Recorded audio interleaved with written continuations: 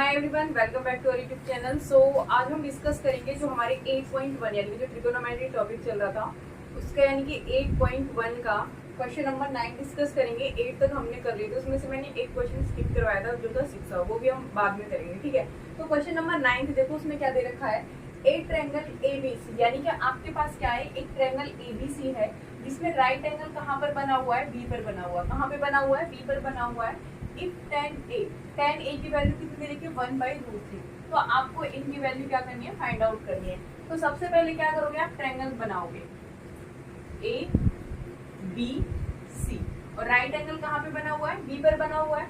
और इसमें बोला गया है जो tan a है, यानी कि tan a क्या होता है, p/b। क्या होता है, p/b, यानी कि लंब बट्टे में आधार, यानी कि परपेंडिकुलर अपन में क्या होता है, बेस होता है। अब यहाँ पे जो परपेंडिकुलर दे रखा है वो कितना दे रखा है, 1 दे रखा है, और बेस कितना दे रखा है, √3 दे रखा है। जो एंगल बना हुआ वो कहाँ पे बना हुआ है, यहाँ पे, यानी जो थीटा यानी जो एंगल है वो कहाँ पे बना हुआ है, ए पे।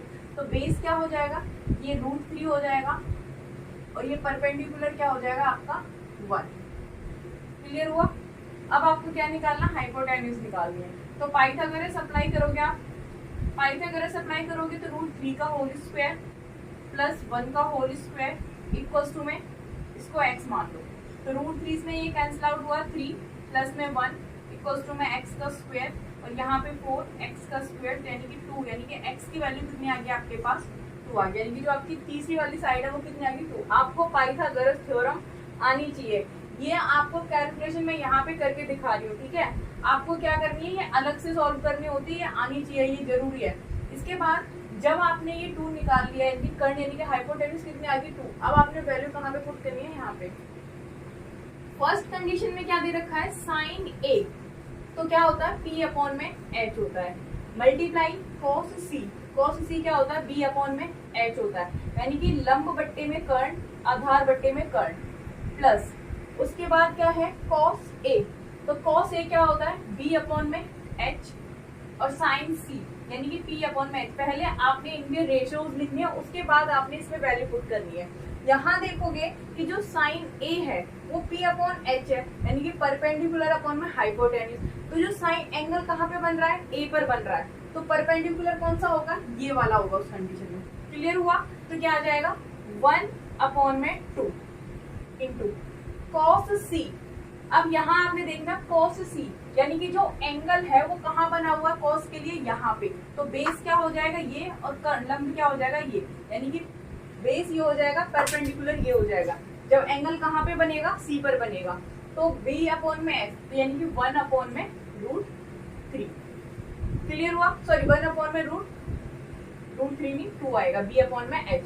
बेस क्या हो गया, 1, और हाइपोटेन्यूज कितनी होगी, 2, प्लस cos a, एंगल कहाँ पे बना हुआ है इसका, यहाँ पे a पे, तो बेस क्या हो जाएगा, √3। क्या हो जाएगा, √3, हाइपोटेन्यूज क्या रहेगी, 2। अब साइन, नेक्स्ट है साइन c, क्या है, साइन c। अब एंगल कहाँ पे बना हुआ है, c पे बना हुआ है। कहाँ बना हुआ है, c पे। जब c पे बना हुआ है तो बेस ये हो जाएगा, परपेंडिकुलर ये हो जाएगा, तो p/h, यानी कि √3/, यानी कि h कितना आ रहा है, 2।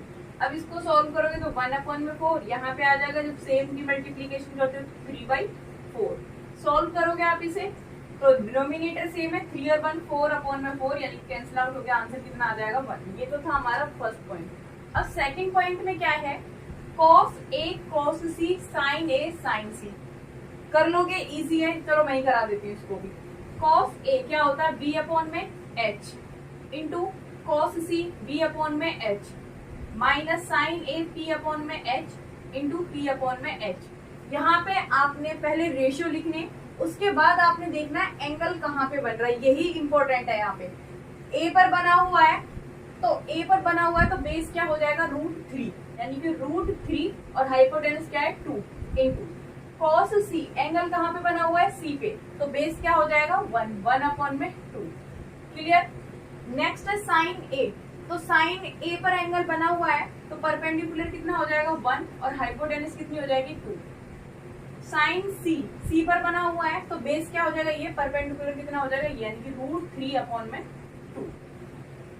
सॉल्व करोगे आप इसे तो √3 का मल्टीप्लीकेशन करोगे यहाँ पे, तो ये कितना आएगा, √3/4, और यहाँ पे कितना आएगा, √3/4, तो कैंसिल आउट होके कितना आएगा, 0। क्लियर हुआ, यानी कि प्लस माइनस कैंसिल आउट हो गए, जीरो आ गया। तो पहले वाले पॉइंट का आंसर कितना आएगा, 1 आएगा, दूसरे वाले का आंसर कितना आएगा, 0 आएगा। अब हम करेंगे क्वेश्चन नंबर 10 जो कि मोस्ट इंपॉर्टेंट है, ठीक है। तो देखो क्वेश्चन नंबर 10 कैसे करना है। ये है हमारा नेक्स्ट क्वेश्चन। इसमें क्या बोला गया है कि in triangle P Q R, और इसमें बोला गया है जो राइट एंगल है वो कहाँ पे बना हुआ है, पी क्यू पर, और जो पी आर प्लस में क्यू आर है वो इक्वल दे रखा है 25 सेंटीमीटर, और जो पी क्यू है वो कितना दे रखा है 5 सेंटीमीटर। तो आपको डिटरमाइन करने किस किस की value, sine P, cos P और टेन पी, यानी कि साइन पी निकालना, कॉस पी निकालना और क्या निकालना है, टेन पी निकालना है। तो सबसे पहले क्या करोगे, आप ट्रायंगल बनाओगे, ठीक है। कहाँ पे बना हुआ है, क्यू पर बना हुआ है। तो पी क्यू और आर, इसमें जो पी क्यू है यानी कि ये वैल्यू कितनी दे रखी है, 5 सेंटीमीटर। ओके, अब आपसे बोला गया है कि आपको इनकी वैल्यू फाइंड आउट करनी है, और जो पी आर प्लस में क्यू आर है उसकी वैल्यू कितनी दे रखी है, 25 सेंटीमीटर। जो आपको ये दे रखा है इसको ध्यान से समझना कि पी आर प्लस में क्यू आर इक्वल्स टू में 25 सेंटीमीटर। यहाँ से मान लो मैंने पी आर को यहीं छोड़ दिया, इस क्यू आर ये प्लस का उधर ले जाके इसे माइनस कर दूं मैं, तो मेरे पास किसकी वैल्यू आ जाएगी, पी आर की। किसकी वैल्यू निकाली मैंने, पी आर की, यानी कि 25 माइनस क्यू आर। अगर आप क्यू आर को एक्स मानो, जो आपका मन करे, ठीक है। आप क्यू आर को भी ले जा सकते हो और आप पी आर को भी ले जा सकते हो, जो आपको ठीक लगे।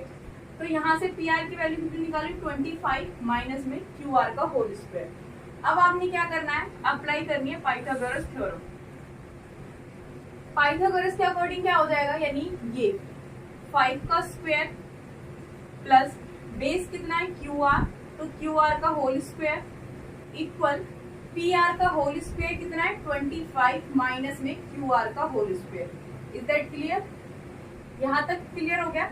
अब इसके बाद जो 5 है, 5 का स्क्वायर कितना होता है, 25, क्यू आर का होल स्क्वायर इक्वल में आप इसमें a माइनस बी का क्या लगाओगे, होल स्क्वायर, और a माइनस बी का होल स्क्वायर क्या होता है, a square minus 2ab plus में क्या होता है, b स्क्वायर। तो a माइनस बी स्क्वायर की आइडेंटिटी मैंने यहाँ पे लिख दी। अब इसे ओपन करोगे तो 25 का होल स्क्वायर 625, इसको करोगे तो 25 टू कितना आ जाएगा, 50 क्यू आर, और प्लस में क्या आ जाएगा, क्यू आर का होल स्क्वायर। क्लियर हुआ। यहाँ पे सॉल्व करोगे तो अगर ये 625 है, अगर मैं इसको इस तरफ लेके जाऊं तो 25 माइनस में 625 प्लस में क्यू आर का होल स्क्वायर। यहाँ पे देखो इस तरफ क्यू आर है, अगर इसे इस तरफ लेके जाऊंगी तो माइनस में क्यू आर का होल स्क्वायर, और यहाँ बचेगा माइनस का 50 क्यू आर। ये कैंसिल आउट हो जाएगा, यहाँ से कितना बचेगा, माइनस का 600 इक्वल में माइनस का 50 क्यू आर। सॉल्व करोगे आप इसे, 50 से इसे कैंसिल आउट करोगे, यानी 600 अपॉन में 50 इक्वल में क्यू आर। तो 0 से 0 और ये 5 से कैंसिल आउट करोगे तो कितना आ जाएगा, 12, यानी कि जो क्यू आर है उसकी वैल्यू कितनी निकल के आ गई, 12। ये आपने पाइथागोरस अप्लाई करने के बाद। अब जो क्यू आर आपने 12 निकाला है, यहाँ समझना इसको, जो आपने क्यू आर कितना निकाला है, 12 निकाला है, अगर मैं ये वैल्यू यहाँ पुट कर दूं तो मेरे पास क्या निकल के आ जाएगा, पी आर भी निकल के आ जाएगा। तो इसको यहाँ सॉल्व कर लेते हैं, P R equal 25 minus Q R की वैल्यू कितनी निकाली है, 12, तो 12 माइनस करोगे तो 30, तो पी आर कितना आ गया भाई, आपके पास 13 आ जाएगा, और ये कितना है, 12। क्लियर हुआ। अब आपने यहाँ पे क्या करना है कि जो साइन पी और कोस पी और टेन पी डिटरमाइन करने थे वो निकालने, ठीक है।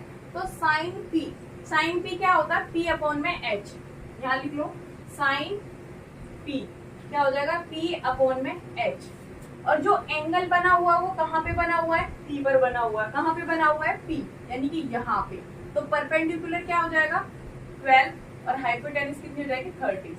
तो ये साइन पी निकल गया है। उसके बाद है कॉस पी। कॉस पी क्या होता है, बी अपॉन में एच। क्या होता है, बी अपॉन में एच। तो कॉस पी में एंगल यहीं पे, तो बेस क्या हो जाएगा, 5, और हाइपोटेन्यूज कितनी रहेगी, 30। फिर निकालोगे टेन पी, पी अपॉन में क्या होता है, बी। सेम एंगल यहाँ पे बना हुआ है, तो परपेंडिकुलर क्या रहेगा, 12, और बेस क्या रहेगा, 5। तो ये आपने अलग अलग साइन पी और कोस पी और टेन पी समझ आया? ये इंपॉर्टेंट है कि आपको पी आर प्लस भी क्यू आर दे रखा था 25, पी क्यू की वैल्यू कितनी दे रखी थी 5 सेंटीमीटर, और आपको ये रेशियो फाइंड आउट करने थे। सबसे पहले आपने क्या निकालने, पाइथागोरस निकाल के क्यू आर की वैल्यू कितनी आएगी 12 आएगी। आप उसे यहाँ पुट करोगे तो पी आर कितना निकल के आएगा 13। तीनों वैल्यू मिलने के बाद, तीनों रेशियो मिलने के बाद आपने इनमें क्या कर देना, पुट करना और आपका आंसर आ जाएगा।